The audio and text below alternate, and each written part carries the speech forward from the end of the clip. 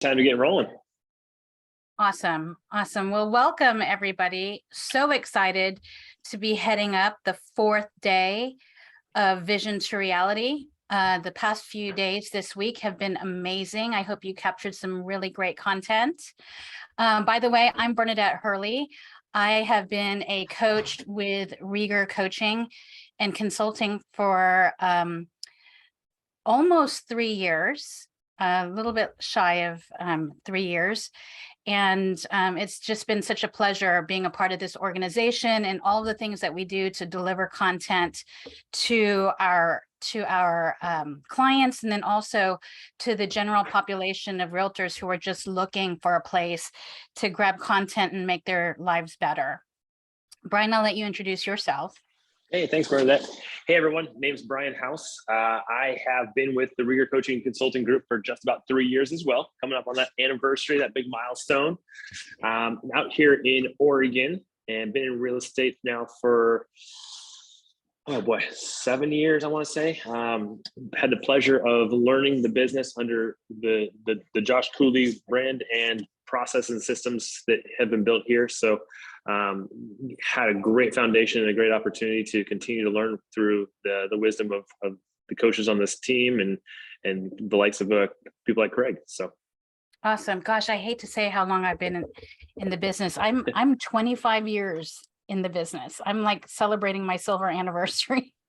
It's crazy. But yeah, part of what we do is we come from contribution based on all of the models that we've learned or built, all of the systems that we've had the pleasure of being a part of. And today we get to kick off lead generation.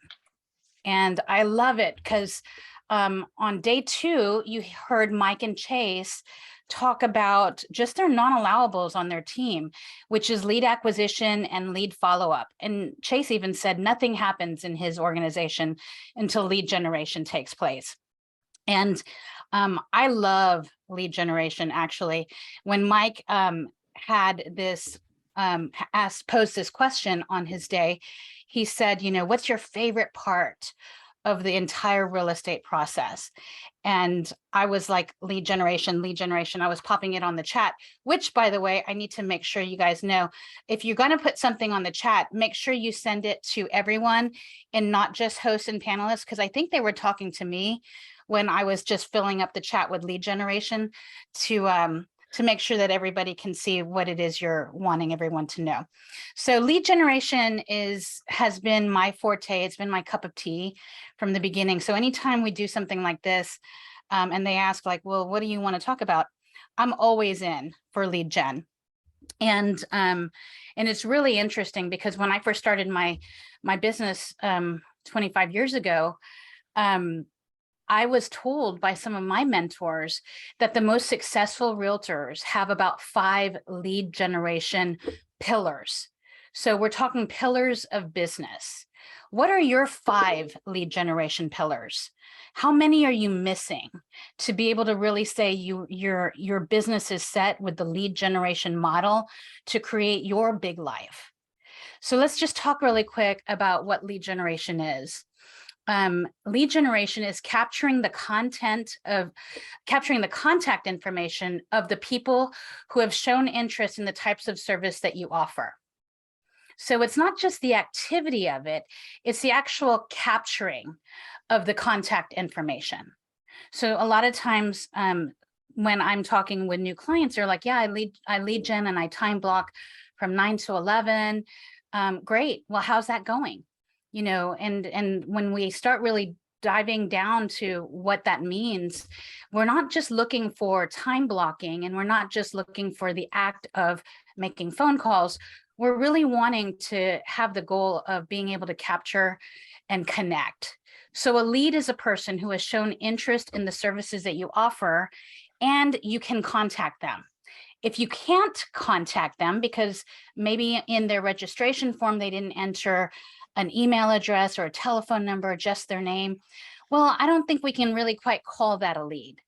So in the whole scheme of lead generation, you should probably ask yourself, how many leads do I want to generate per week? rather than putting it in a concept form of I need to lead generate, let's just put it into an accountability number. How many leads do you need to generate per week? And so there's plenty of different lead generation strategies that are available. It's not just the simplicity of reaching out to your sphere of influence. It's not just for sale by owners and expireds. There's a whole slew of different lead generation strategies. And that brings us down to prospecting versus marketing. In lead gen, it can qualify as one or the other. You're either prospecting, which you're going out looking for business, and that's very time intensive, where you're actually putting the work. Things like open houses or door knocking, expireds. Those are all prospecting activities. Marketing is more money intensive. So as you're starting to figure out your 2023 business plan, my question to you is, how much money are we going to talk about here? What's the marketing budget going to look like? And then you reverse engineer what that marketing budget's going to look like. And you kind of calculate where you want to put it and what pillars of business you want to invest in. So Brian, take us through some of the prospecting activities. That's great, Brenna. And I just want to add to that just a little bit, because I had a great mentor a number of years ago who gave an analogy with prospecting and compared it to the act of hunting. And in ancient times with cave people, whenever they would go out, they would go hunting for food. In our business and in sales, we do a similar process where we actually go out and we hunt for opportunities. We use our time, we use our skills, we use the knowledge that we have of the terrain, of the animals or the food or whatever it is that we're going to go be finding. And we might use a number of different techniques. We might fish, we might hunt, we might gather. There's a number of different things that happen. And that art, that act of hunting is truly what excites me. And that's, you mentioned it just briefly a second ago, that it's really your favorite part of the process. And I have to say that when I think about that analogy and I think about what gets me excited in the morning, it really is, it's going out and finding a new person to talk to, a new person who has a need or has some pain that they're not able to fix by themselves. And we're hunting for those opportunities on a daily basis. So I appreciate everything you just said there. That's great. Getting into the first strategy. This is one that you will probably all think is, oh my gosh, this is archaic. Door knocking. That was 10 years ago. No one does that anymore. Well, yeah, they do. And it might be a little bit different than it was done 10 years ago, but the advantage that we have today is that it is exactly what you just said.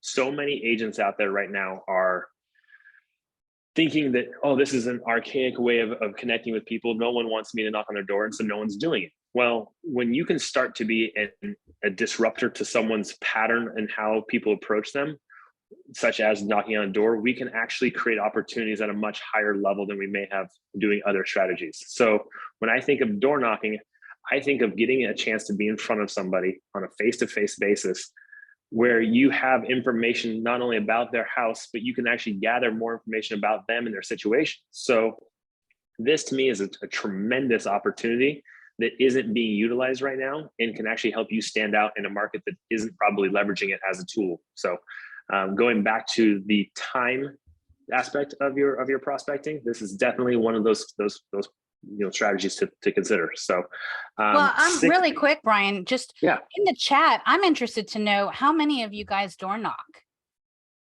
or it's a great question. How many of you want to door knock but just aren't sure? Or when was the last time you door knocked? How many years ago? That is a good question. Yeah. So 6 steps to be successful in door knocking. First of all, you have to do your research about the neighborhood first. You can't just take out a map, circle a neighborhood, and just hop in your car and head out. Doesn't work that way. I wish it did. It'd be great, it'd be simple, but everyone would do it and it wouldn't work as well. So doing your research first about the neighborhood, understanding what the demographics are of the homes in that neighborhood. How long does the average homeowner live in that neighborhood? How many homes have sold in that neighborhood in the last 12 months? What's the average age? What's the school district? What's the value of being in this particular area? And from that, you can actually start to build out what your script is going to sound like. Your script might not be the same for every neighborhood. I know that there are certain, neighborhoods that are going to be more based around, older families that aren't, where schools are not as important. And maybe there's other areas that are closer to parks and to hiking and nature trails. And when you have those benefits of living in a neighborhood, you can start to make connections with the people that you're going to be talking to.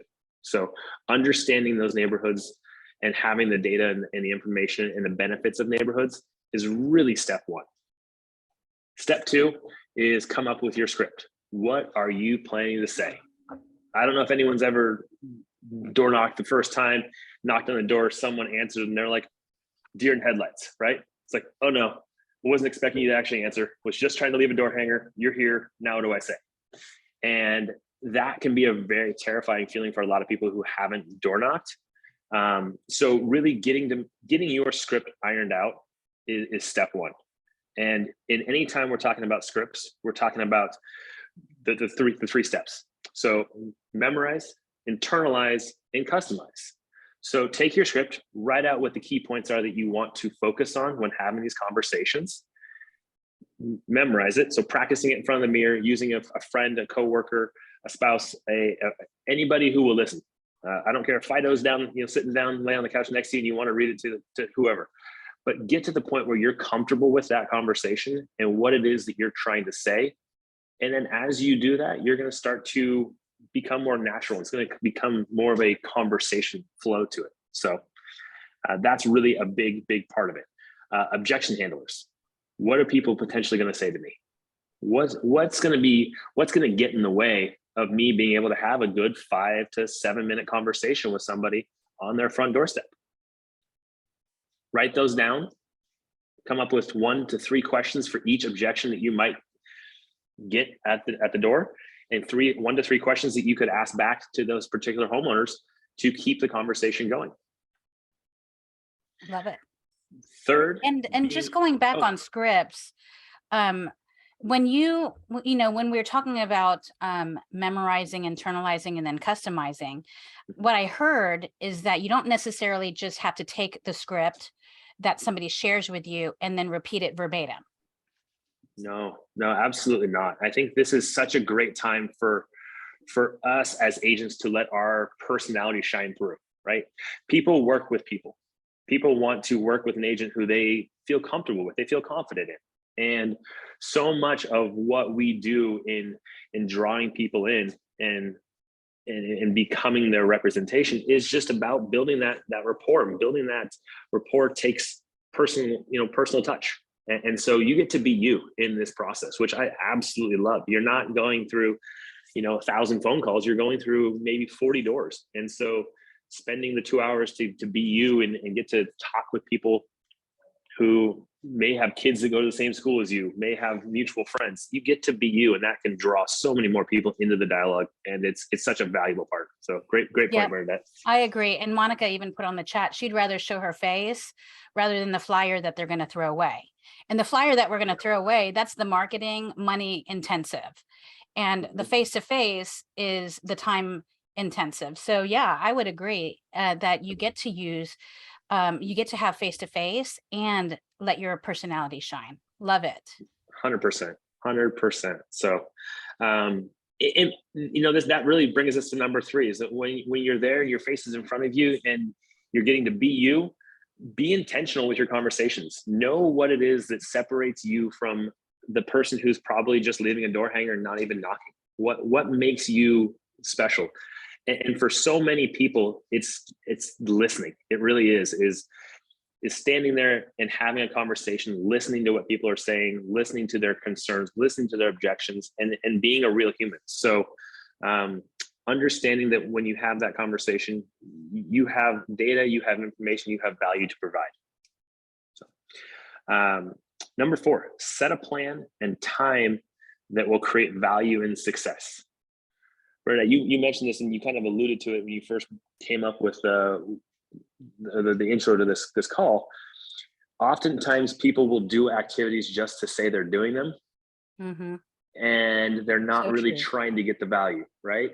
I mean, how many times do we say, had a really busy day today, I scheduled this from this time to this time, and literally produced nothing because they weren't being strategic around when they're doing this. If someone's telling me that they're going to go door knock from 10 to 11 in the morning, I'm going to ask them if they have an intention of creating opportunity or if they're just doing it to do it.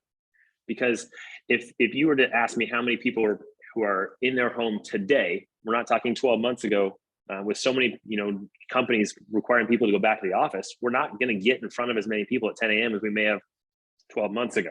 So being strategic around what time we plan for our door knocking activities is huge. It really is. I mean, that 5 o'clock, 6 o'clock, 7 o'clock time between when people are putting kids to bed or going to bed themselves, after maybe that initial time when they first get home, give them a little, a few minutes to put the, take the shoes off, get the feet up. We want to really approach people when they're comfortable, they're relaxed, they're not, they're not trying to do something else, because we want their attention. So making sure we have a plan with what it is that we're doing. And then also when it comes to making a plan, don't overload yourself. Don't try to do 8 hours of door knocking in a day. That is a recipe for disaster. By the time you hit hour 2, you're probably burned out and you're probably not operating at your best. So be real with your expectations and results. This is probably one things that I think people get discouraged by the most, is that they might expect too much or they expect too little. And I find that when people get either too high of expectations or too low of expectations, they don't come in there with their best foot forward. If you're not expecting to get good results, you're probably you're gonna smell like that. It's gonna be on you. You're gonna exude the fact that you're not really looking for people to respond with the way you want them to. So if I knock on 15 doors and I'm like, no one's gonna talk to me, and someone actually opens the door and I'm like, you're probably not really wanting to talk to me, that negative energy is not going to get you the results you're looking for. And if you expect every single person you talk to want to invite you into their kitchen and tell you every update and upgrade they've ever done and how their house is worth, XYZ today, and they might sell it if they met the right person, that's probably not realistic either. So understand that this is a time and a value that you can do consistently over, a couple of weeks, a couple of months, whatever it is that you set out to do, that will lead to results. But it's not going to give you you're not going to knock down every 100% of the doors. So just be real with what you're doing and what you're putting into it. Love it. That really does tie into the last step, which is tracking your results for next steps. Bernadette, you mentioned this when you and I were talking just briefly, was so much of the lead generation process is not just lead generation, but it's the lead follow-up.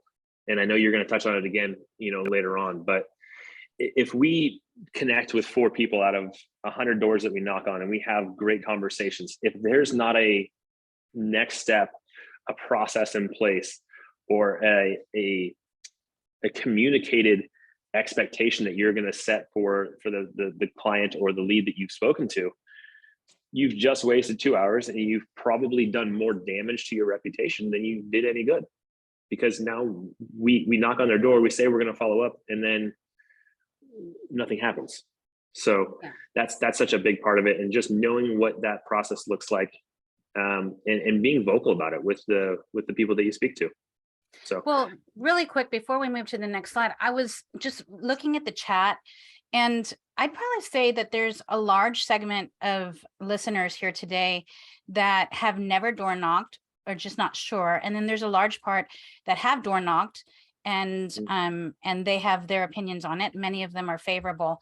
What would you tell somebody who has never door knocked before or hasn't really quite gotten the hang of what door knocking is about?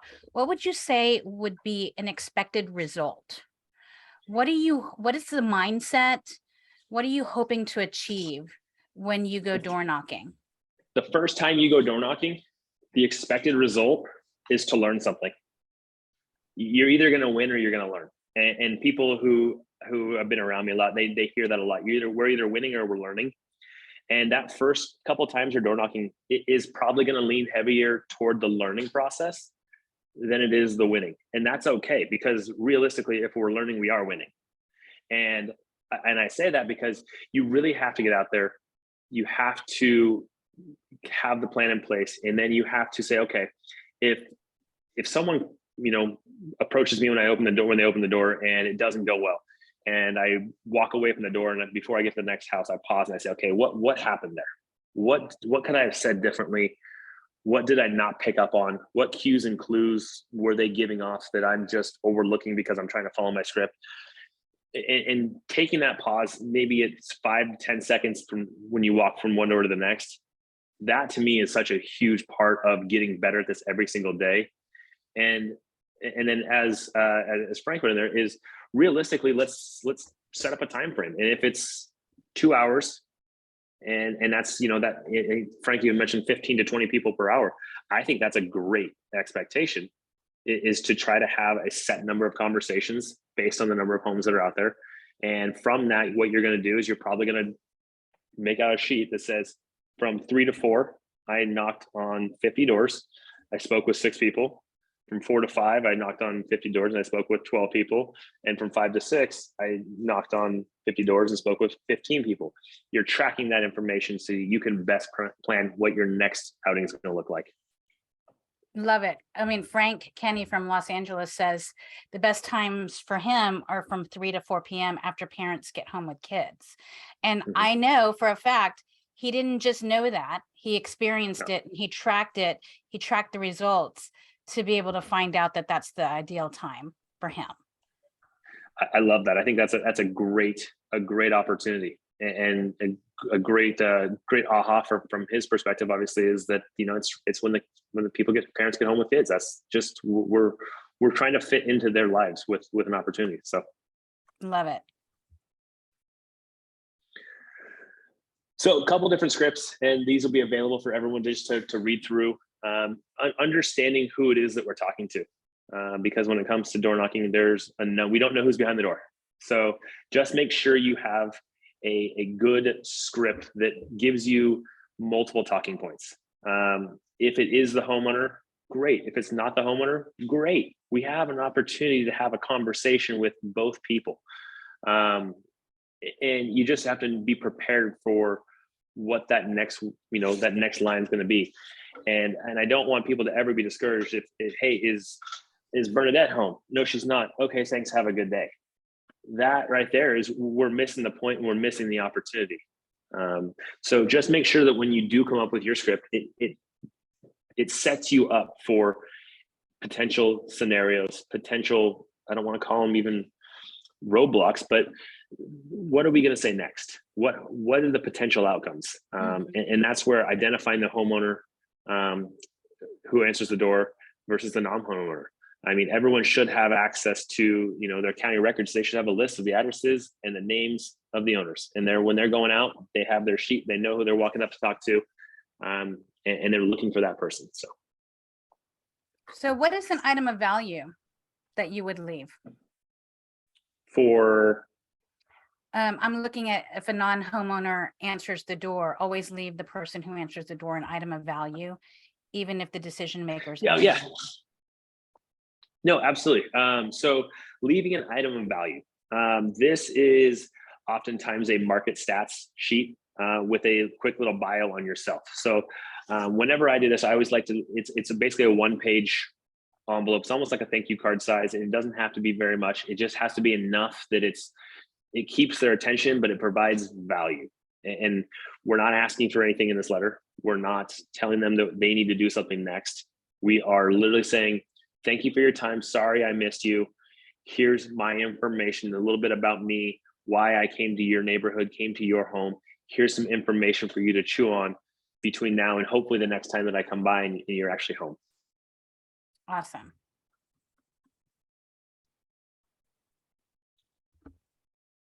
Couple of quick scripts here. I'll read through one just so that you guys can get a feel for what it is that, again, this is the script. Memorize it, internalize it, personalize it. Hi, it's Brian. I'm with XYZ Realty. I'm stopping by with a housing update on this specific neighborhood. hoping I can keep you dialed in with what's going on with regarding home values in this area and general market. Secondly, I'm stopping by to see if you have any questions or thought about moving anytime soon. Love it. And that's the general consensus of it. Now, most likely you're not making a presentation to these people at this moment, so it's going to sound a little bit more conversational, but this is the general consensus of what you're going there to talk about and what you want to get across. From that, let it flow naturally.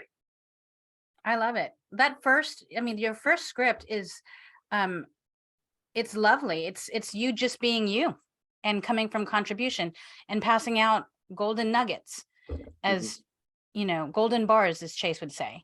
Yeah, exactly. And I can't thank Chase enough for giving us that example, because that is truly, it's the foundation of so many ways that we want to communicate with our clients, and with leads and with opportunities and with people that we want to bring into our world. Is just how do we provide gold bars? So lastly, that be human piece. This is really where I brought it up initially, but focus on being human. Focus on being real, understanding that you caught them off guard, understanding that they might not have any intentions of selling, and that's okay. But how do we leave that interaction with leaving someone in a better place than where we may have initially met them at? So just be human, have a conversation, be ready to go off script, and be ready to be you. Awesome.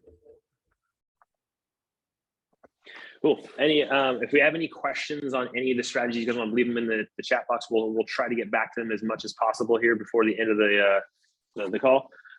Quickly wanted to go through this just because I do think that we're in a market right now that is going to present opportunities, and opportunities in the form of canceled and expired listings is growing exponentially. And it comes back to expectations. And right now because we're in what is considered a shifting market, people's and sellers' expectations probably haven't caught up with reality. You're I right. think it's probably the easiest way to say it, right? They might still be living in 2021. They might still remember that Bob and Susan sold their home for 15% over ask price. They might remember that it sold before the sign went up. And so getting back to expectations with today's market is really a challenge for a lot of people. And we have to really get right with them. And this comes down to a lot of agents aren't honing their skills. They're not sharpening their axe every day. And so they're probably also still living in that world. Yep. And 3 to 6 months on the market with a house that's overpriced, that hasn't had showings. The showings that they probably had didn't get any feedback. They're probably not doing, as good of a job as they could with communicating to the sellers on what it's going to take to get it sold in today's market. And so when we come in as someone who's been studying the market every morning, who knows what it takes to get a house sold, that knows that we're not going to be always sharing great information, and we're going to deliver that in the best professional possible way, that's where we can come in and really capitalize on what are canceled and expired listings. So to me, this is a conversation where you truly have to be a doctor. You are delivering news, and you're probably connecting with somebody at their lowest that they've been. They've gotten so frustrated, they're pent up, they're angry, they're just destroyed by the fact that their house that they love and they think is worth countless amounts of dollars, and it didn't sell. They were overpromised, underdelivered. And so we're going to probably come in there with a monotone. And I don't know if Josh is, on the call right now, but I think that this is one of the areas where I can't say enough about how much I've learned from just listening to these calls being made when I was getting started, because this was a market that Josh, there he is, perfect, really got started it. So Josh, if you want to just jump in here for a couple of minutes, just sharing your experience and how these calls come about. Cancels, expireds, Moneyball was on a podcast this morning, just ripping this for 30 minutes. Cancels and expireds are the lowest hanging fruit, I believe, in the industry, period. I mean, their house was already listed. Canceleds are my favorite because generally there was a breakdown in communication between the other agent and the seller, or they had a situational change in their life and they're just not selling. So you can get to the point really quick on those. If it is a canceled because they're frustrated with their agent, they'll DocuSign the listing before they even meet you just to show the agent what's up. And that's not fully true, but it becomes a little personal, or it can. Expireds, we're looking to educate, especially in this market, why the home didn't sell, right? And there's 5 reasons homes don't sell. It's location, price, condition, marketing, or the agent. And when you ask a canceled or expired if they can tell you which one of the 5 they think is the reason the home didn't sell, guess what they're going to say? The agent or the marketing. And that's where you can come in and attack. Yeah, I don't know what else I can say. If you're not comfortable making these types of calls, door knock. I mean, it's same personality type, right? You're going right at people. But cancels and expires are an amazing, if you can do it, if you can get the backbone and make the call and take some rejection, it's definitely the easiest way to take a listing right now in this market, with some education to someone who didn't get it. Yeah, it definitely requires mental toughness. The question that I guess that you should ask yourself is, who do you need to show up with? Who do you need to show up as to get through and be mentally tough to do the activity? And honestly, these prospecting activities, right now with the shifted market, basically a shifting market means it's the redistribution of market share. And if you think over the past few years, there have been tons of new real estate licenses. And over the next few years, there's going to be tons of real estate licenses that are going to go away.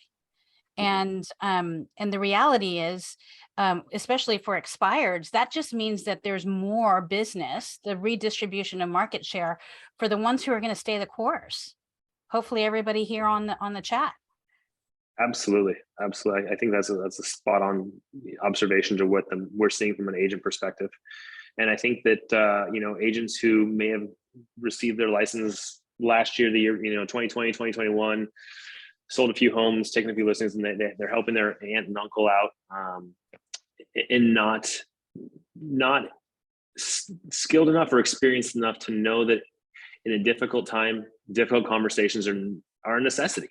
And that's really where we can come in, and we like Josh said, there's a definite directness you can take with a canceled and expired listing. And if you have that personality where you're not afraid to challenge, what may have happened or what the reality is for someone in this situation, you can have massive wins in this area. Absolutely. I agree. One more huge bonus on this is, Brian said it earlier, you win or you learn. I mean, we're really big on pipeline in our organization. I mean, that's it. If you're in sales, you run a pipeline. So even if you were to call a canceled and expired and they tell you to pound sand, but yes, they're going to list later, a home that's going to be coming up on the market. And I promise you, if you were to come across a buyer that was a match for that home potentially, and you call that person back with a gold bar, I have someone that may be interested in your home, you're still going to have an opportunity. So just because you get a no up front, if you follow up correctly or categorize that in a place to follow up with, you still have a chance for the business. Yeah, I think that's the key. It's what do you do with that data once you get it? If you know they're 3 years out, what are you going to do with it? Do you not do anything, or does it go on a list that you're going to nurture differently? That's exactly it. I think that as you start to build out your list and to be the connected agent around town that you want to be, that has the crystal ball and says, that house over there that doesn't have a for sale sign in it, I'll bet they'll sell. How do you know that? Well, they had a for sale sign in it and it canceled 6 months ago, but I bet they would still sell based on the conversation I had with them when they canceled. Yeah. So those are the types of things where we can put them in our back pocket, save them, and then look that much better to our future clients as these opportunities continue to be out there in the universe, and we can still capture them. So, and that's like Josh said, that's the worst case scenario. Best case is we're going to talk to somebody, we're going to give them the question of which of the 5 reasons did your house not sell, and they're going to tell us one, and we're going to hopefully hit it head on and we're going to give them data that we know about the market. We're going to give them strategies that we know about marketing, and we're going to talk about how we get homes sold for people in their situations. And we're going to be at their kitchen table within 24 hours. Yep. So these are great opportunities to truly dig your teeth in and get consistent around calling them every morning when that list comes out, or when those things get tagged as canceled or expired listings. Getting on the phone, calling them, Bernadette, hey, I see your home was listed on the MLS just yesterday. I don't see it showing up today. Are you still interested in selling your home? Yeah. And why are you asking? well, I see that it's no longer there, and I was actually in the process of getting ready to send it out to some clients of mine who are shopping in the area, and I'm curious to know, because like I said, I don't see it here. So, are you still planning to sell? Yeah, I'm totally still planning to sell. I didn't realize it was off. Oh, it looks like the agent that you were listed with does not show it here as still active, and then this is just an opportunity right there to pause and say, I don't see it listed in the MLS. Would you have a few minutes for us to connect and talk about selling, getting your home sold for you? And it's presenting us with a buyer, or presenting it with the opportunity to say, hey, you've been on the market for 6 months and haven't sold. Any reason or any information as to why that hasn't sold? And you can, again, continue to dig in, ask the questions, challenge the belief as to why it hasn't sold. So Love it. Love it. There was a question earlier. How do you ask owners information when you door knock? I have that right here. Yeah, no, great question. Following up on door knocking process and getting the tie back to that individual, it really comes down to the fact that, hey, Mr. or Mrs. homeowner, one of the things that I do for my friends and a lot of my clients is actually provide updates on what's happening with a given market. And I don't just do it on the market as a whole. I do it on individual neighborhoods, because our market does have so many different pockets to it. And if that is something that you think would be of interest to you or a benefit, I would love to send that to you in the future. Do you think that would be helpful? Yep. Love it. And it's as simple as that, because again, going back to the gold bar, right? How do I continue to provide value to you? How do I give you information? I'm not trying to ask for your information so that I can call you in 6 months with my circle prospect or whatever it is that I'm going to be doing later on. I want to continue to be in front of you. I want to continue to add value to you. And the big thing with that is I want to continue to add value to you without asking for anything in return. Love it. Yeah. And I would probably say that that's the same exact script that you would use for any of your prospecting. How do I continue to deliver value to you? How do I continue to stay in touch with you? Love it. Absolutely. So just another, continuation of just talking about through the script here. Hi, this is Brian with XYZ Realty. Is your home still for sale? Yeah, we decided not to sell. It was just too stressful. Okay. When you had your home listed at 123 Elm Street, what was the feedback you received from your agent, out of curiosity? She just told me that the market wasn't very good. And I just took that as the universe telling me it's time to pull off. Okay. So what we know, the three main reasons here the home doesn't sell: price, condition, location. And from what I can tell on paper, this is actually a really good neighborhood, and the price seems pretty close to what I would expect. I can't speak to condition without seeing the home myself. If we were to bring you an offer today with a price that's acceptable, would you still consider selling? Yeah, totally. Okay. I don't want to intrude, but is there a time in maybe the next day or so where I can set up a time to come meet with you and just take a look at the house and the condition? You're just going to look at it? Basically, here, there's I kind of go back to what we talked about there. As one of the 1, 2, 3 reasons that homes don't sell in this area, it doesn't, from my perspective, I don't see a reason why it wouldn't have sold. So I just love to come take a look at it with you, walk through it, and if nothing else, I can provide you some insight on things that you might be able to do to improve it, to get it ready to sell. Okay, that's fine. Okay, great. Tomorrow morning at 10 or at 2 better for you? Tomorrow at 10 sounds good. Awesome. Love it. Love it. Love it. Okay. Is there anything else you wanted to add or wrap up with expireds and? Just do. And it's not the Nike quote that we try to lean on too much, but here you have to just get started. The number one problem with people in having success in this is that they don't do it. If you don't commit to it and you don't actually want to be successful in this area, you have to be absolutely committed to the process. And it's literally learning throughout the first couple steps and the first couple attempts at it and getting better, sharpening your axe, doing it again, doing it again. The being frozen in the moment can really hinder your success. So Yep. just do it. Don't be afraid of it. You're gonna win. You're gonna learn. So Nicholas has a question. So you said you have a buyer. Are you bringing the buyer with you? Depends on the situation. I think that's really the vague answer to that. If you have a buyer who's ready to go and wants to truly write an offer on that property, you could be bringing a buyer with you to do a showing. If you wanted to go over there more as a consultant and just to confirm, a lot of our buyers are from out of the area, so that's something we oftentimes end up kind of having as a roadblock for that. Awesome. All right, so we're going to pivot from being on the phone to meeting the customer at the open house. Open houses were something that our team did really well. And I kind of ran a sociology project with my team just to see how we could improve and do it better.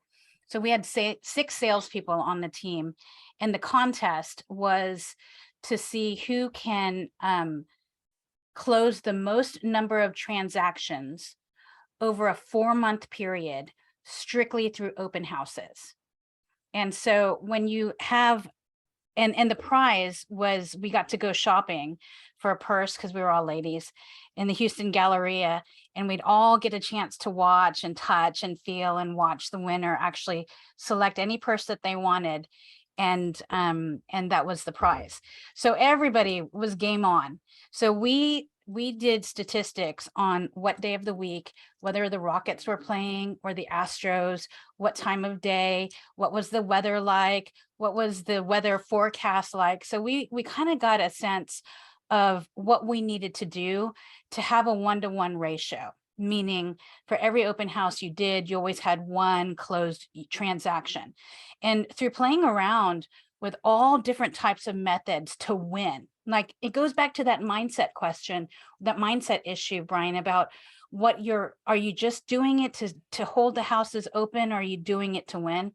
Well, we had 6 people aiming to win, and it was no holds barred. We were just trying to figure out what we needed to do, how we needed to show up, what we needed to bring, how we needed to stage it, how we needed to market it, to be able to get to the win. The winner actually closed 11 units in 4 months. Wow. 11 units in 4 months. And by the way, that wasn't during the COVID season. That was before COVID, where, it was kind of where interest rates were where they are today. And it was just a normal market, balanced market. And 11 in 4 months, I mean, second place was not that far off from the first place winner, and third place wasn't far off from the first and the second place. So these are just some things, and this is a little gift that I'm giving to all of you guys who have joined us for our Vision to Reality, is my open house sign-in sheet. There are methods, and there's a lot of people who would turn their nose on the fact that you're actually going to hand me a pen in today's market. I'm all digital. Well, the problem with digital, in my opinion, is that they don't have to fill it out. And in the effort to win, I needed to make sure that everyone who came in filled something out. And if you look at on the right side here of the screen, I got them to get in the practice of writing. So when they come in and they check in, listen, here's the flyer of the house. You can either snap it by QR code or you can grab a physical flyer. But regardless, the owners have graciously stepped out of the house so that you have the opportunity to come in and walk the property. And the only thing that they're requesting is that you give them their feedback. You give them your feedback on what they need to do to get the home sold, and let them know if this is something that you're interested in. Would that be okay? And so the way that we set up the open house, because we also in our contest allowed listings to count. If you could pull a listing from an open house, that still counted also. And what we found is a lot of people who came to open houses had homes to sell. So there were people who were double ending for the sake of the contest, for a buy and a sell. And what we did was we made sure that we marketed the property at the best possible method that we could. So we had information about the schools in the master bathroom with brochure stands. We had the seller's disclosure in the kitchen with the snacks. We had music playing, we had plugins, we had the CMA on the dining room so that we could be able to ask them, how do you think this home was priced compared to some of the others? Are we priced at the market, below market, above the market? And so the information and the numbers are on the dining room table for you to take a look at. And then the other thing is, you know, there's a QR code here with all of the homes that are available for sale within a 5-mile radius of our area. And by the way, I have some availability after, if you're free and you want to take a look at some of them. So we were always just luring people to come in and utilize our services. And so, you know, we wanted to make sure that we presented the property at its highest and best method, because we were going to turn around and ask them if they had a home to sell. And if they have a home to sell, I want to market your property too. I want to market it in the same way that I'm marketing it here. And I hope that when you leave here, you had absolutely no questions left about the condition or anything about the property and anything about the home.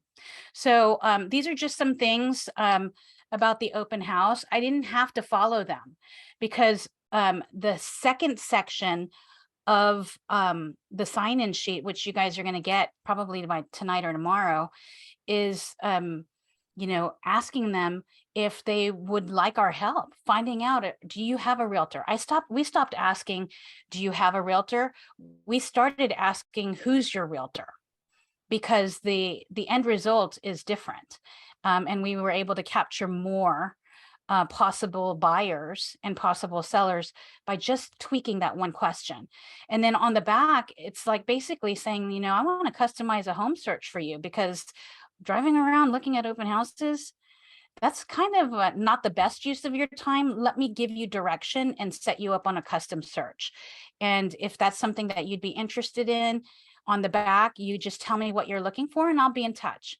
Part of the reason why we did that was because we wanted to be able to know who we were chasing. If you have a plain open house registry, and it's just like 3 lines, give me your name, your address, your telephone number, and I don't know if you're looking to buy a house, and I don't know if you're working with a realtor, and I don't know why you're here, then I just added more work to my everyday. And I don't know about you, but I don't like chasing things that, you know, are not necessarily, have been necessarily defined after the lead generation strategy. So I started making it a point for all of my lead gen at the very beginning. Are you a motivated buyer or seller? If you're not motivated, then you might go on an email drip campaign, but I might not hunt you down the same way that I would if you express that you are a motivated buyer or seller and could possibly work with me. So this is just an example of what you're going to be getting for your tangibles. Okay, so when I first came into real estate, believe it or not, the internet was kind of new. I had my first email maybe like 5 months before I got my license, because before that we were using beepers and not text messages, just phone calls. And And so I jumped on the train of just really understanding digital from the very beginning. What was the internet and how was it going to affect the real estate space? And now we're into this new generation of digital with social media. And so learning about how all of that works is really critical. And I will say this, with social media, of course, you want to be purposeful and follow a social media calendar. That's one way that you can get organized is what are you going to say? And then how much time do you need to actually do it? You need to be realistic with your time blocking of how much time it's really going to take for you to do something like a social media calendar sample that I put out here on the slide. Does this take 3 hours worth of time? Do you have 3 hours worth of time to give? Do you want to give it towards social media to the capacity of just posting? Because the other side of social media is the digital marketing side, which is business pages. And for those of you who don't know this, you can have as many business pages as you want. And your business page doesn't have to be Bernadette Hurley Realtor, which if you looked at most realtors, they tend to choose their business page to indicate Bernadette Hurley Realtor. Why not do something different? So early on with internet lead gen, they partnered the statistics of the National Association of Realtors, which said that the average consumer really doesn't care about the realtor. They care about the house. They care about a list. They care about data. I mean, right now, consumers today are just so into data. So they care about the data. So why not give them the data? And also, according to National Association of Realtors, it indicated that most buyers and sellers preferred anonymity over knowing that they were working with a realtor. So how do we take all of that data and really embrace it as real? And then how do we turn around and present ourselves on the digital space, embracing all of those concepts? So perhaps when you think of digital marketing, I'm inviting you to think big. Think big. Maybe your business page is, I have 2 markets. I'm in Houston and I'm in Raleigh, North Carolina. And in Raleigh, we're known as the Triangle, which is Raleigh, Chapel Hill, and Durham. And so creating a business page that says new construction of the Triangle, and then just filling the content with brand new communities, floor plan of the day, community of the day, amenities of the week, just filling it with content and then starting to grow and then being available that way and pushing something not related to Bernadette Hurley Realtor. So you can still have Bernadette Hurley Realtor for people who are trying to find you, but you can also start thinking bigger and utilizing some of the algorithms to push other data out. I've got clients who are embracing the 55 plus communities now and pushing their targeted ads towards that generation. There are some people like in North Carolina, they call us the halfback state. It's because the New Yorkers and the Yankees are trying to get to Florida, and they get to Florida and they don't like Florida. They didn't think it was what it was going to be. So they come back halfway, which is North Carolina, the halfback state.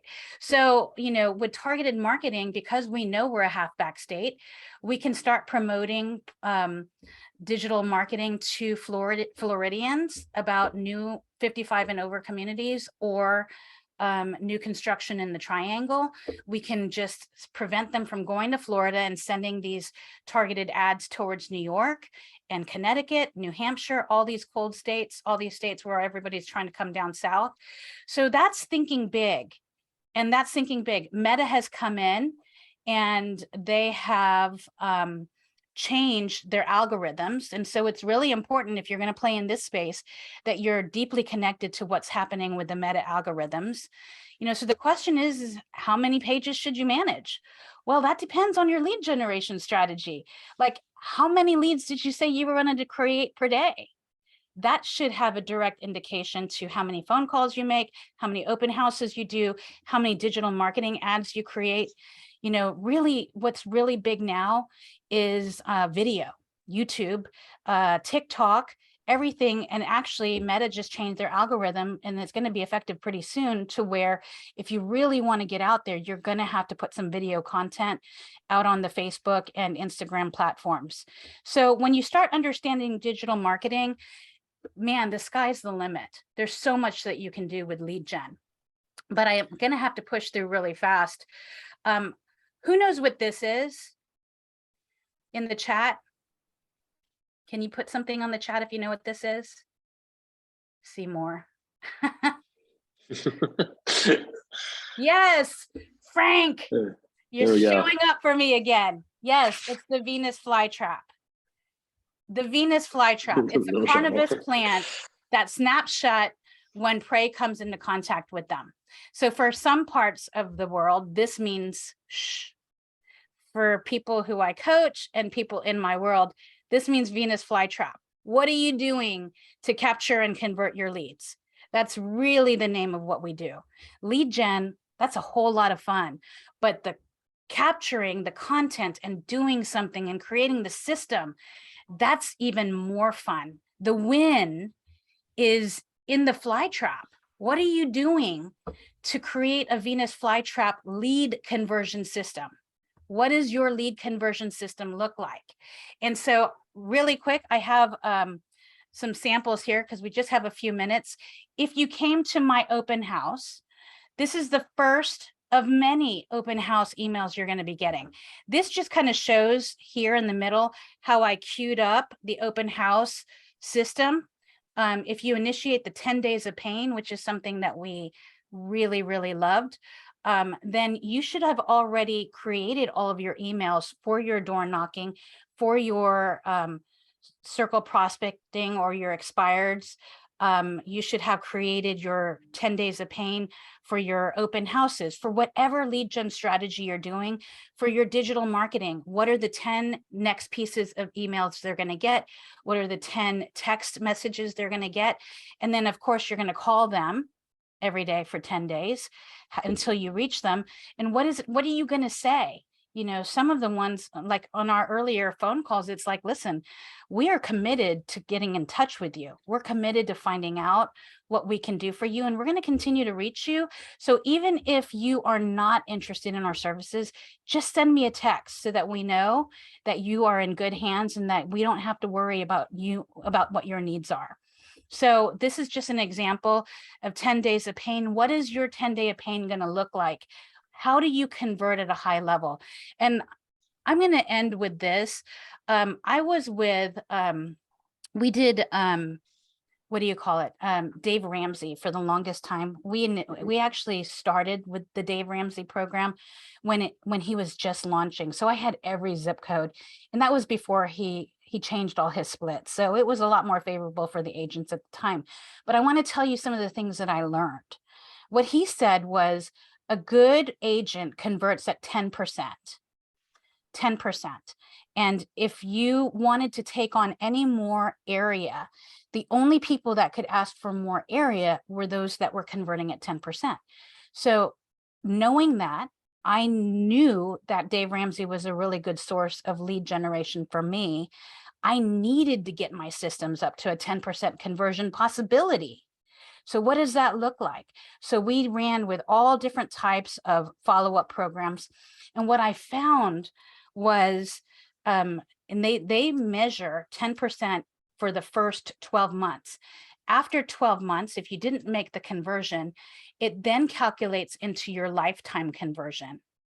And so what I learned was some months we were at 9%. We were always teetering between 9 and 10.1%. 10 is really, really, really, really hard to achieve. But if you really want to do it, you got to have the mindset, you got to have the follow up and the systems to do it. You can do it. It's possible as long as you are committed to doing the work. So what we found was our lifetime conversion was 17%. Mind blown. The reason why my mind was blown was that it tells you that most people who come into your ecosystem of lead gen, only 10% or a smaller percentage will buy within that 12-month window. The larger percentage, our 17%, was greater than the 12-month window. sometimes it was measured. Sometimes we were closing transactions where the lead came in 3-4 years ago, but we held the course. Our systems and our models were in place to be able to have that. So there's so much content today. I hope you understand the concept of lead gen, the concept of the follow-up. You know, if any of the things that we talked about today was not your cup of tea, that's okay, because there's so many lead gen opportunities for you. You just have to find the right one, the right avenue that fits your natural behavior profile, that talks to your most authentic self, so that you're having a great time selling real estate and creating a life, a legacy for your family. But anyways, we thank you so much for joining us and being a part of our lead gen segment. And, you know, we're always looking for growth opportunities, and Brian and I have some available spots for coaching clients. So definitely ask for us if this is something that you can see yourself being a part of. Absolutely, Bernadette, great job. I love it. That was amazing. You hit it on the head. So hope everyone got some nuggets to take away with them, and still got some time this week to go out there and crush it. All right, Get your scripts, crush it, get your guys. skills, and let's go. Love it. Take care, everyone. Bye-bye.